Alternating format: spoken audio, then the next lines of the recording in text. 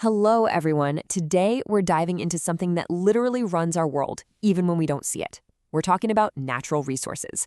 So let's get right into it. Just think about it for a second. What if you woke up tomorrow and poof, no water in the taps, the air outside is choked, and no electricity? Your whole world would just stop, right? It's a scary thought, but it shows us just how much we depend on nature. But have we ever really thought about where it all comes from and how this whole system even works? So, to really understand resources, we have to start with nature itself. You see, long before we showed up, nature had its own perfect, balanced system running. Let's take a closer look at how it works. Nature operates with something we can call innate wisdom. ये एक key term है. इसका मतलब है कि प्रकृति के पास अपनी एक built-in समझ है, एक intelligence. It just knows how to keep everything in balance. And you know what's amazing? In nature's world, there is no such thing as waste. Everything, and I mean everything, gets recycled. This beautiful cycle shows us two of nature's superpowers. The first is restoration. इसका मतलब होता है खुद को heal करना, यानी अगर कोई डैमेज हो जाए तो उसे ठीक करके ओरिजिनल स्टेट में वापस आना. Just like how our skin heals after a cut. The second superpower is regeneration. इसका मतलब है नई लाइफ पैदा करना. So a fallen tree makes way for new life to grow. This is nature's ultimate formula for renewal. Alright, so nature has its own perfect system. But what happens when we humans enter the scene? What happens when we start using parts of that system for our own needs? And that brings us to our main keyword, natural resources.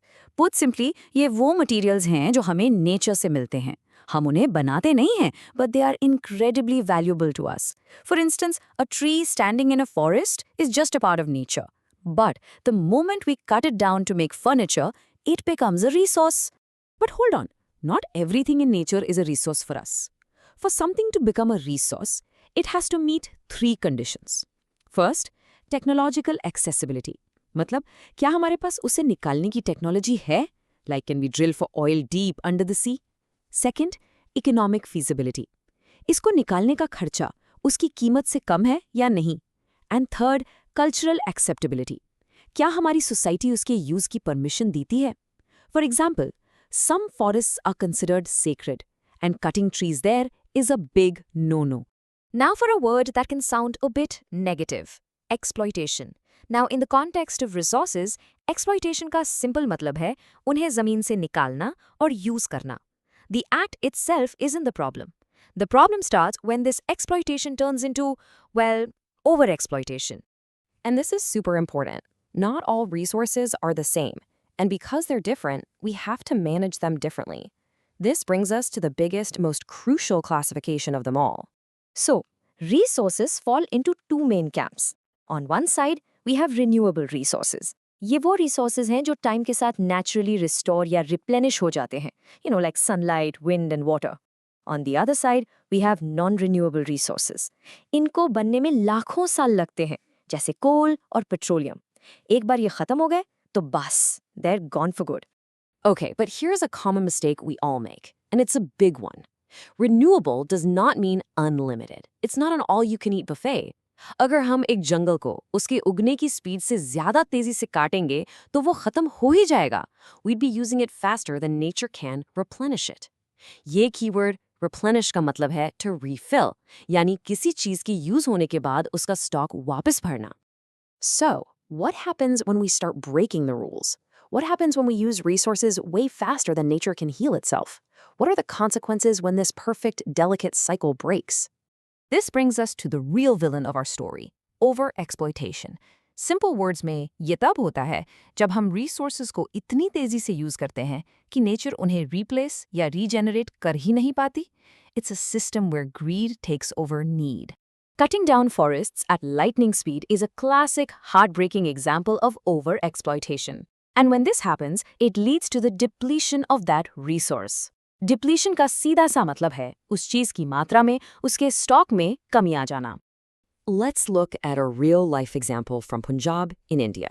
वहाँ irrigation के लिए इतना ज़्यादा ground water, यानी ज़मीन के नीचे का पानी पंप किया गया कि water table, मतलब उस पानी का level नीचे और नीचे गिरता चला गया. This is a perfect and, frankly, an alarming example of how we can overexploit even a so-called renewable resource. So when we break nature's cycle, three huge problems pop up. First, pollution. इसका मतलब है हमारी हवा, पानी और मिट्टी का गंदा हो जाना। Second, biodiversity loss. बायोडाइवर्सिटी मतलब धरती पर अलग अलग तरह के पेड़ पौधे और जीव जंतु। लॉस मतलब उनकी वैरायटी कम हो रही है। एंड थर्ड, क्लाइमेट चेंज, यानी दुनिया भर के मौसम में लंबे समय तक बड़े बड़े बदलाव आना। So how does this actually affect us? Well, for that we need to understand the difference between an ecosystem's functions and its services. देखो, an ecosystem एक community है जहाँ सारी living और non-living चीजें एक system की तरह interact करती हैं। अब ecosystem functions होते हैं nature के अपने processes, जैसे एक forest का पानी को naturally filter करना। और ecosystem services वो benefits हैं जो हम इंसानों को उन functions से मिलते हैं, जैसे साफ पीने का पानी। Simple, right? अगर आप फंक्शन को तोड़ोगे तो सर्विस भी बंद हो जाएगी। Now, all of this leads to a really strange situation called the resource curse. You'd think that a country with tons of natural resources would be super rich, right? Well, not always. The resource curse wahi situation है जब natural resources से अमीर देश असल में खराब management और corruption की वजह से गरीब रह जाता है. So you see, having resources is not enough. You need a wise plan to use them. Okay. We've talked a lot about the problem. It's a bit depressing, I know. But what's the solution? The good news is there is a path forward, a path built on responsibility. And the solutions can be mapped directly to the problems. For overuse and waste, the solution is judicious use. इसका मतलब है सोच समझकर ज़रूरत के हिसाब से इस्तेमाल करना.